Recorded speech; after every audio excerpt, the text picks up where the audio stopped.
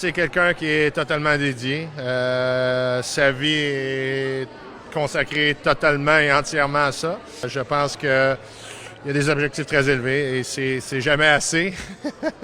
Les résultats sont jamais assez bons et il te pousse à toujours faire mieux, à t'améliorer. Il est très demandant. Donc, je pense que c'est ce qui est requis pour se pousser, se challenger, continuer tout le temps.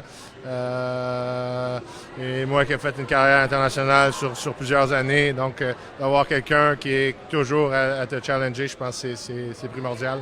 Non, quand il commence, moi, j'ai jamais pensé qu'il va être médailliste olympique, honnêtement. Mais il aime s'entraîner, il aime judo aussi. C'est ça. Mais après ça, après 60, lui était 16-17 ans, j'ai pensé, de changer. Il peut être médailliste olympique ou championnat du monde. Parce que différent d'autres. Quand quelqu'un d'engagement, mentalement, physiquement, techniquement, et après ça, de travail, et talent. C'est la dernière chose, talent.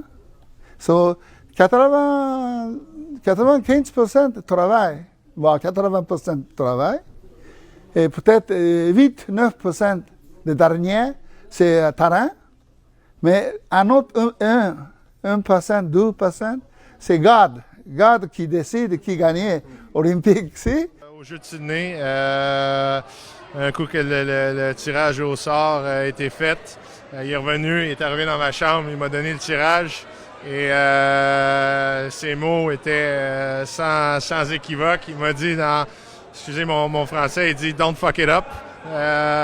Donc, c'est sa façon de dire que bon, tout était là en place pour que je réussisse. Et dans son langage coloré, c'était sa façon de me dire qu'il fallait que je me rende jusqu'au bout.